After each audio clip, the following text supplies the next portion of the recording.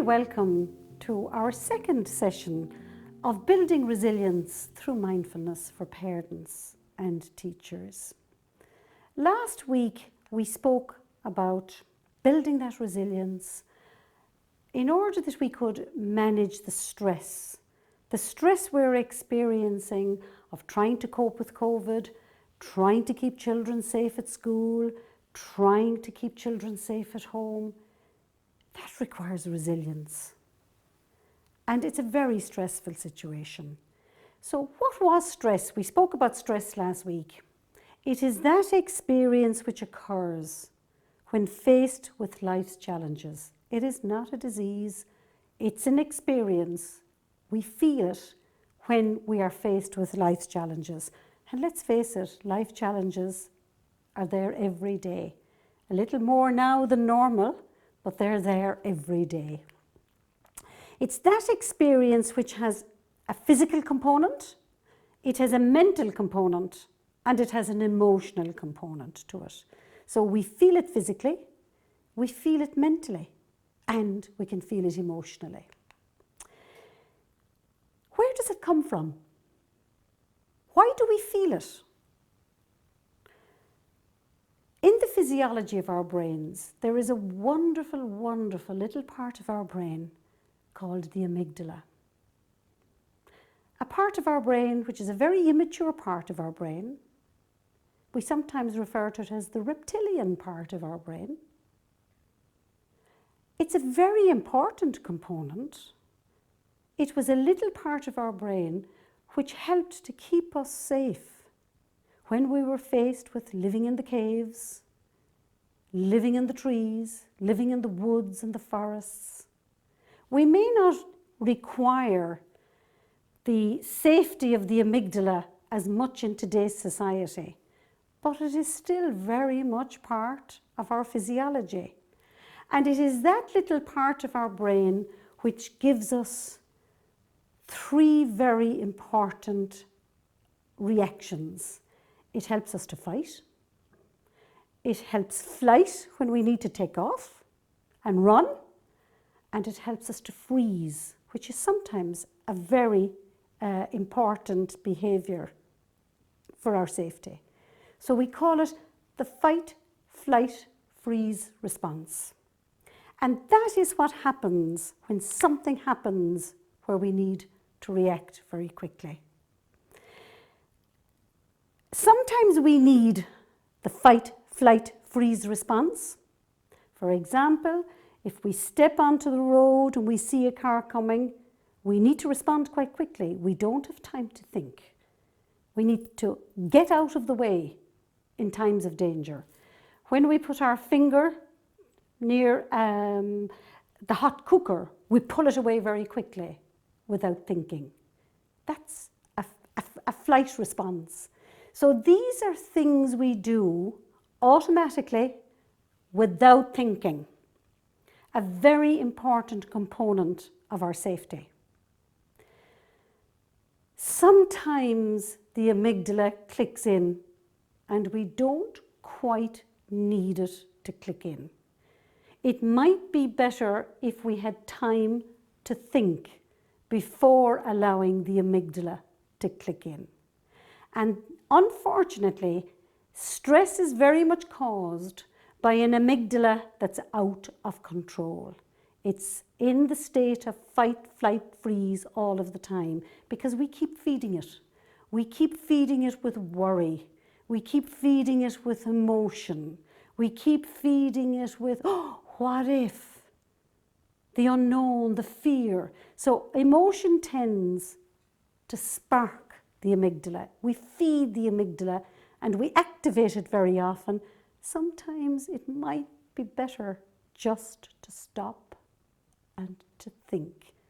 And when we stop and think, rather than reacting, we respond.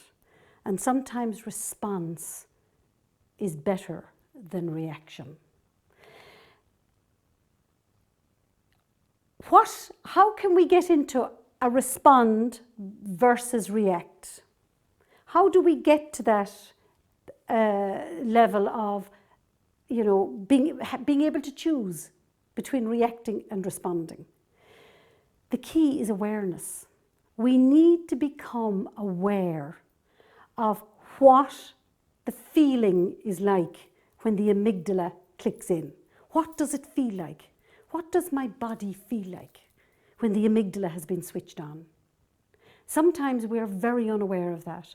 I might breathe much faster, my heart goes faster, my mouth very often goes dry, very often the palms of my hands get sweaty, a tightness in my tummy. We all have different ways of reacting to stress. But very often we're not aware of what those reactions are like. If we become aware of how does stress feel in this body, how does my emotion get carried away, how does my physical symptoms kick off, then I'm aware. And if I allow that awareness to become, if I allow myself to understand that feeling, then I can stand back and say, this is stress. I need to stop and think here before I react. It's just that moment to give myself time to become aware. So the key to respond versus react is awareness. Mindfulness helps us to become aware. Last week I gave the definition of mindfulness. I said mindfulness is paying attention with intention in this present moment. So how do I bring that into reality? Paying attention with intention in this present moment, non-judgmentally. That's what I asked you to take on board last week. That's what I'm asking you to take on board this week, to train your mind to become aware with intention in the present moment, non-judgmentally. The slide you're seeing behind me right now is somebody taking their dog for a walk. Just look at the picture. The individual that's going walking with their dog think they're having a mindful walk. Their mind is full of the worries of tomorrow, full of the things of yesterday, full of the things they need to do. So their mind is full. Look at the mind of the dog. The dog is smelling the grass. The dog is aware of the sunshine. The dog is aware of other dogs they're meeting. So the dog is having a mindful walk. The individual walking the dog is not having a mindful walk. So there is a difference between having your mind full and being mindful. So if the individual walking the dog saw the trees, was aware of the sun, the blue sky over their head, the ground beneath their feet, they would be paying attention with intention in this present moment, right now. That is what I want to teach you to do. It's not easy, but it is very, very beneficial in developing awareness. So what happens when we pay attention? When we pay attention in this moment, we're awake. We're awake. We're alert. And we are very aware. We're awake to what's going on in our minds. We're aware of what's going on in our minds, and we become very alert. We notice negative thinking clicking in when it clicks in. We notice it the moment it clicks in. So awakefulness, alertness, and awareness is what one develops when they learn the techniques of mindfulness. So when we become awake, alert, and aware, what happens? we suddenly discover what's going on in our bodies. Oh, God, I'm thinking negatively all of a sudden. Where is that coming from right now? Oh, I think I'm feeling angry. Why is that right now? I think I'm feeling fearful right now. Where is that coming from? So we become awake and alert and aware of what's going on in our bodies, what's going on in our minds, and what's going on mentally for us. And that is a great benefit. Why do we have to develop that skill? Does it not come naturally? No, it doesn't. For roughly 60% of the day, our mind and our bodies are in two different places. Just think of that. 60% of each day, we are on what we call autopilot. The plane is flying, but the pilot is asleep. We are on autopilot. We are doing, we are coming, we are going, we are shopping, we are doing lots of things. But our minds are very often in a different place. How many times have you driven to work and you didn't remember a single part of the road? How many times have you sat through Sunday Mass and not remembered a single word that was said? How many times have you read the page of a book and had to go back to the beginning because you actually you weren't consciously aware of what was written in the book? That's autopilot. And we have our minds very well trained to be on autopilot. Very, very well trained. The busier we get, the more we multi-skill, the more we multitask. We actually think we're doing wonderful things. We're able to do 3 things at the one time. That's working on autopilot. It has its advantages, but it also has enormous disadvantages in our lives. So we click in and out of stress, and very often we're on autopilot and we don't recognize we're in a stressful situation. We just go through it on autopilot and we react. If we just had a moment to stop and to think, we could choose a different response in our stress response. So in a busy mind, there's lots of thoughts. Lots of thoughts create lots of emotion. Lots of emotion creates lots of negative feelings. And of course, when you put thought and feeling and emotion together, behavior is the end result. So sometimes we see something that makes us angry. We think very angrily. We get angry in our emotion. And before we know it, we have behaved angrily. We have done something. We've lost our temper, or we've done something that very often we may regret doing because we didn't think before we reacted. A busy mind, it's much easier to press the buttons of a busy mind. The triggers that we spoke about last week, the internal triggers and the external triggers, they play on a busy mind because they infiltrate the busy mind, and the busy mind isn't aware that they're being triggered because they're not aware, they're not paying attention with intention. So we see something that triggers anger, and lo and behold, the whole cycle clicks off. So a busy mind is a mind that it's very easy to trigger a busy mind. And a busy mind, when it's triggered, will react. And the end response is bang, crash. Sometimes it's too late. A quiet mind is a mindful mind. And a mindful mind responds rather than reacts.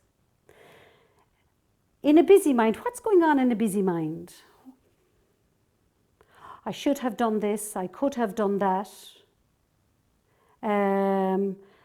What might be, what could be, what should be. We're generally flicking from the future to the past to the future, to the past. We're constantly somewhere else other than right now. There's lots of things going on in a busy mind. And of course, a stressful, busy mind tends to overthink. Mark Twain once said, most of the things I worried about never actually happened. And that is so, so true. Why worry right now about level 5 if we're not at level 5? Certainly when level 5 is mentioned, what do people do? They worry about Christmas. When Christmas comes, Christmas will come. It will be at level 2, level 3, level 4, level 5. It will be wherever it will be. But when it comes, will be time enough to worry about it. So why worry about Christmas in October? It's unnecessary worry. What we worry about in December might actually never happen. It may happen, but it may not. So if we're constantly worrying about the future, we are constantly triggering stress all of the time. And lo and behold, we get to December and it has never happened. Look at the amount of unnecessary worry and unnecessary stress we've caused ourselves. So how do we develop these mindful techniques? We develop it through training our mind, through mindful meditation practices. For those of us who do a lot of mindful practice, we talk about allowing ourselves the privilege of doing a retreat, a 10-minute retreat, or a 1-day retreat, or a 7-day retreat, or whatever. We tend to associate the word retreat with religious ceremony. Retreat is a military word. It is not about religion. Retreat is a military word which effectively means pulling back from the front line. And that is what we're trying to do when we learn mindful practice. We ask ourselves and we give ourselves the privilege of pulling back from the front line just to allow ourselves time to think. And to think clearly, not in the past, not in the future, just to think clearly in this present moment. So that is what mindful meditation practice will teach us. When we talk about doing it formally, we talk about doing, Jon Kabat-Zinn designed 2 programs for mindful teaching. He developed an MBSR program, which is mindfulness-based stress reduction, and he developed MBCT, which is mindfulness-based cognitive therapy. They are 8-week courses. They are a big individual undertaking. Do I need to take on 8 weeks of intensive training? No. Mindfulness is for anybody who wishes to dip their toe in the water of training their mind. It is just allowing yourself to become patient, to practice, and to persevere. What type of practices do I wish to invite you to engage in? I'd like to invite you to engage in formal practice. Formal practice is important. It is paying attention with intention in the present moment, but you are setting time aside every day to do it. There's a commitment. There is a genuine intention when you do formal practice. Formal practice can be done very easily by going on YouTube and getting a meditation practice on YouTube, or downloading one of the apps onto your phone. But you do need to do formal practice as you set out on the journey of mindfulness. I would also like to invite you to do informal practice. Informal practice is where you take the routines of every day and you develop a mindfulness technique around them. And as you add a new technique every day or every week, you'll notice that mindfulness suddenly becomes a way of life. You lose your dependence on formal and you build your dependence on the informal. And as you build informal practice, it becomes a way of life. which means it becomes a habit. And that's what we want to happen. We want mindfulness to become a habit of everyday life. And that really is how we engage in mindful living. When we develop mindful practice, what happens? We notice that the attitudes of the brain become very obvious. We're very strong in the attitudes of the brain. Thinking, demanding, defending, disconnecting. The power of the brain is very strong. What we notice with mindful practice is that the attitudes of the heart also start becoming obvious. The attitudes of compassion, the attitudes of kindness, the attitudes of patience, they start coming to the fore. And what a beautiful thing to happen in a classroom, in a home, in a work setting, to have a balance between the attitudes of the head and the attitudes of the heart. And that hopefully is what will happen when mindfulness becomes a way of life. So for your homework for the next week, I'm going to ask you to do homework on this second session. The homework I would like you to do this week is search the YouTube clips. There are some really lovely YouTube clips on formal mindful practice. Who would I like you to research? I would certainly recommend Jon Kabat-Zinn. Jon Kabat-Zinn, working in the Massachusetts General Hospital, has developed some really good formal mindful practices. I would also recommend Mark Williams from Oxford University, who has also developed some really good apps on mindful practice. So they're probably the two I would generally recommend in my classes. You will find them on YouTube, and you certainly can now download some of their apps. You may know of others, you may have heard of others, but please find formal mindful practice. Put 10 minutes aside each day to engage in a formal practice, just 10 minutes. If you engage in just 10 minutes a day of formal mindful practice, research evidence tells us that we can see changes in an MRI scan after 10 minutes a day for 6 to 8 weeks. That's all it requires. So that is what I'm inviting you to do. Engage and commit to 10 minutes a day of formal practice. I would also like to invite you to engage in an informal practice. Informal practice is something that you do very regularly. And it's usually a very mundane something you do very regularly. What could be more mundane right now, and we do it very regularly, hopefully, is hand washing. I would like you to use hand washing as your informal mindful practice. The very next time you wash your hands, pay attention, with intention, in the moment. If you do so, you will be aware of the water. You will be aware of the soap. You will be aware of the fingers. Your mind won't be anywhere else, or shouldn't be anywhere else. Of course, the mind will wander. And when it does, gently guide it back to the water, back to the hands, back to the soap.